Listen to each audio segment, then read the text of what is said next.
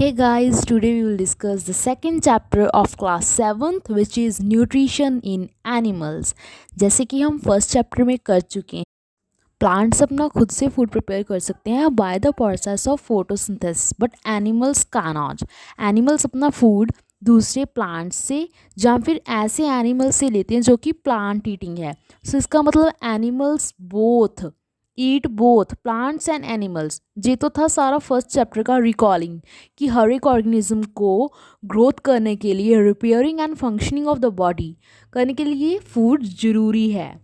तो न्यूट्रिशन को इनटेक करने के डिफरेंट डिफरेंट वेज हो सकते हैं। Food in the body is utilised by the different ways and different functions. अब नाउ बात है कि डाइजेशन कैसे होती है जो हम फूड इनटेक तो कर लेते हैं उसकी।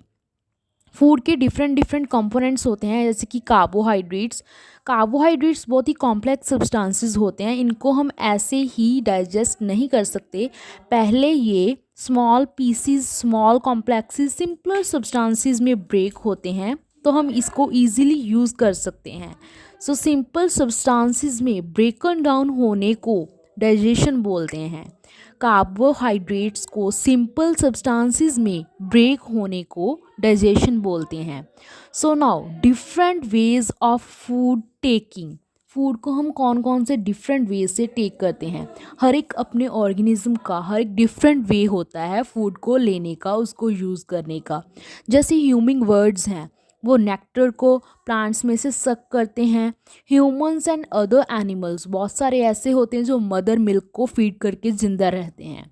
स्नेक्स जैसे होते हैं वो अपने ही शिकार को यूज़ करके, स्वैलो करके ज़िंदा रहते हैं। ऐसे ही एक्वेटिक एनिमल्स जो टीनी पार्टिकल्स होते हैं, फ्लोटिंग करते होते हैं, उनको कंज्यूम करके ज़िंदा रहते हैं। अब हमारा नेक्स्ट टॉपिक है digestion in humans. Human bodies में फूड कम्प्लीटली डाइजेस्ट कैसे होता है, कौन कौन से पार्ट्स में से गुजर के वो कम्प्लीटली अपनी एनर्जी अपनी बॉडी को, हमारी बॉडी को देता है। Firstly we take food from our mouth and digest it, utilise it, and the unused parts of the foods are defected. Food passes through continuous canal which is begun at the buccal cavity and ends at the anus. These various compartments of canal are divided into various components. First is the buccal cavity, उसके बाद food जाता है food pipe में जिसको हम oesophagus भी कहते हैं। Then stomach is the third, fourth is the small intestine and fifth is the large intestine, ending in the rectum and the anus. There is very long path and इस सारे path को together हम बोलते हैं alimentary canal और digestive tract. तो इतने सारे पाथ्स में से गुजरने के बाद फूड अपने आप अच्छी तरह से डाइजेस्ट हो जाता है। जब food particles inner walls of the stomach and small intestine के वेरियस ग्लैंड्स के साथ टच करते हैं, like salivary gland, liver and pancreas, जो कि डाइजेस्टिव जूसेस क्रिएट करते हैं, वो क्या करते हैं, सिंपलर सब्सटेंसेस में फूड के पार्टिकल्स को ब्रेक कर देते हैं, कॉम्प्लेक्स सब्सटेंसेस को सिंपलर वंस में ब्रेक कर देते हैं। तो डाइजेस्टिव ट्रैक में जो ग्लैंड्स होते हैं वो भी बहुत बड़ा रोल प्ले करते हैं इन डाइजेस्टिव सिस्टम। अब हम बात करेंगे कि डाइजेस्टिव ट्रैक में कौन कौन से डिफरेंट पार्ट्स हैं, उनका क्या क्या फंक्शनिंग होती है, फूड को कैसे डाइजेस्ट करने के लिए वो यूज़ होते हैं। First is the mouth and the buccal cavity. As we all know, food is taken into the body through the mouth, and the food is taking into the body is called ingestion. और हम इस food को chew करते हैं, अच्छे से break करते हैं मैकेनिकली स्मॉल पीसीज में with the help of our teeth. And we all know हर एक टूथ की हर एक डिफरेंट सॉकेट होता है इन द जम्स, एंड हर एक की डिफरेंट परफॉर्मेंस एंड अपीयरेंस होती है अकॉर्डिंगली। आपने स्मॉलर क्लासेस में स्टडी भी किया है कि हमारे 4 इंसीजर्स होते हैं, 2 कैनाइन होते हैं, 4 प्रीमोलर एंड 4 और 6 मोलर्स होते हैं। And teeth are of 2 types, milk teeth and permanent teeth. जो मिल्क टीथ होते हैं वो 6 to 8 की एज में फॉल हो जाते हैं। परमानेंट टीथ हमारे थ्रू आउट द लाइफ चलते हैं, बट ओल्ड एज में समटाइम्स हम डेंटल डिजीज़ हो जाए वो अलग बात है। एंड जब हम अपने टीथ के साथ फूड को च्यू करते हैं, स्लेवरी ग्लैंड जो होते हैं हमारे माउथ में स्क्रीट करते हैं saliva, which is very important for the digestion of our food, tongue होती है हमारे माउथ के अंदर एक फ्लैशी मस्कुलर ऑर्गन है जो कि back to the buccal cavity में ज्वाइन होती है, फिर which is free to move in all the directions and we know it is used for the talking and it mixes the saliva with the food during we chewing. With the help of swallowing food we taste food with a tongue.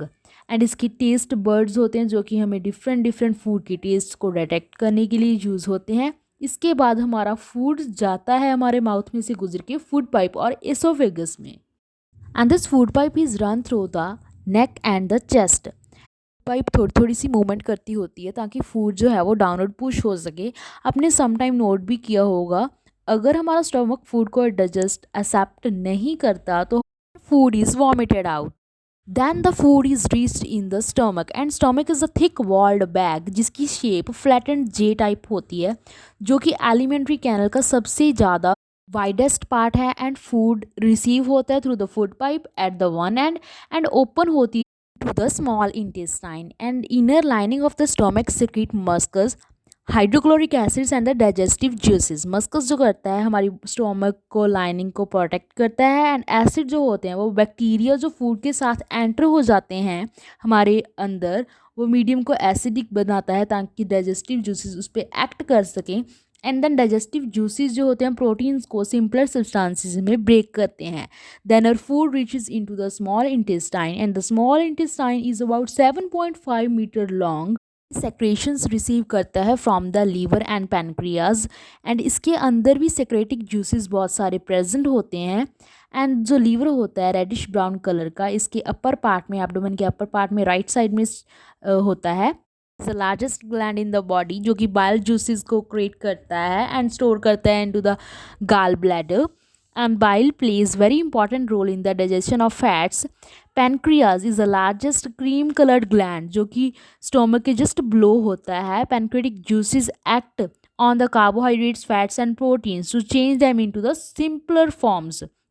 Partial digested हुए हुए जो होते हैं food particles वो reach करते हैं small intestine में and जहाँ पे इंटेस्टाइनल जूसेस उसकी कंप्लीट डाइजेशन करता है फूड की.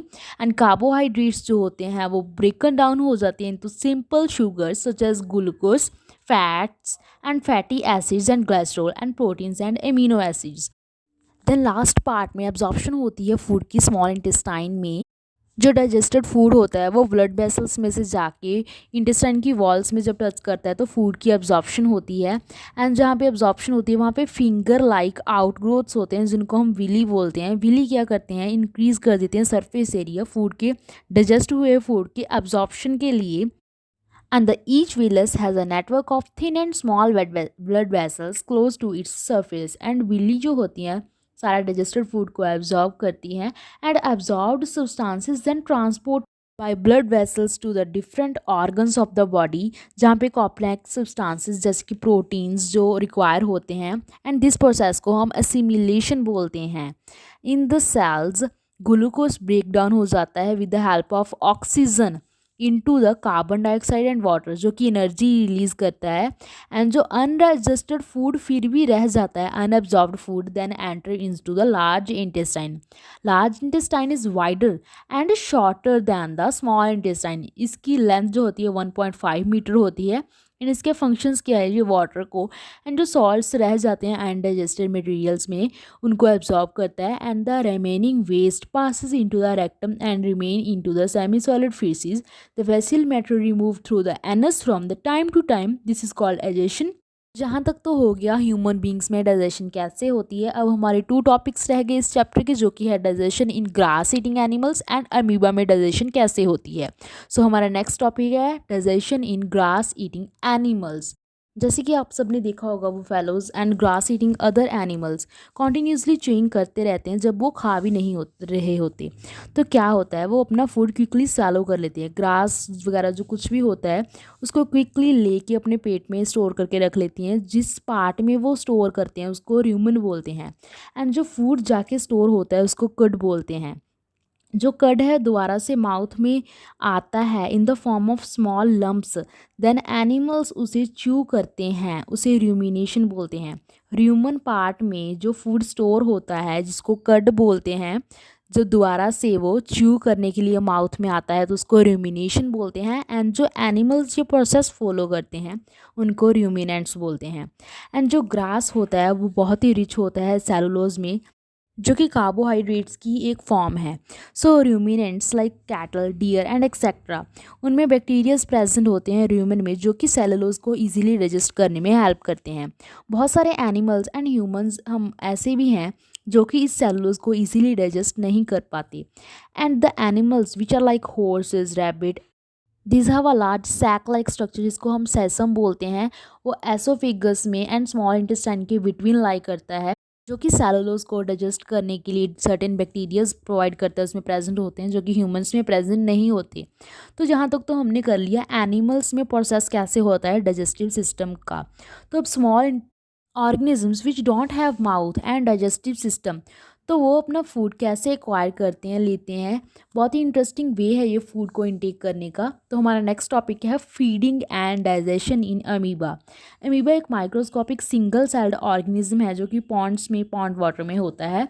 तो अमीबा में एक तो सेल मेम्ब्रेन होती है, एक राउंड शेप्ड डेंस न्यूक्लियस होता है and small bubble like vacuoles होते हैं साइटोप्लाज्म में।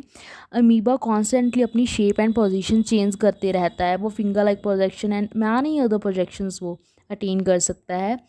वो अपने स्यूडोपोडिया एंड फॉल्स फीट, जिसको हम बोलते हैं, वो मूवमेंट करके अपनी बना लेता है फूड को कैप्चर करने के लिए। जब भी उसको लगता है कि मेरे आसपास मेरा फूड है तो वो ये अपने फॉल्स फीट अटेन कर लेता है shape. And amoeba feeds on the some microscopic organisms, and when it senses food it pushes out pseudopodia around the food particle and engulf it, and the food become trapped in the food vacuoles। then वो digest हो जाता है, digestive juices जो secrete होते हैं food vacuoles में उससे, and breakdown हो जाता है simpler substance में। gradually वो absorb हो जाता है, absorb substances की growth and maintenance के लिए useful हो जाता है। undigested जो residue होता है वो expelled out हो जाता है by the vacuoles। and जो बेसिक प्रोसेस है फूड डाइजेशन का एंड एनर्जी रिलीज का वो सारे एनिमल्स में सेम होता है। तो इस चैप्टर में आपने पढ़ा है कि फूड ट्रांसपोर्ट होता है, इंटेस्टाइन में जाता है एंड वेरियस पार्ट्स में जाता है, कैसे डाइजेस्ट होता है एंड अब्जॉर्ब होता है by the body. Thanks for watching, please share the video with your friends.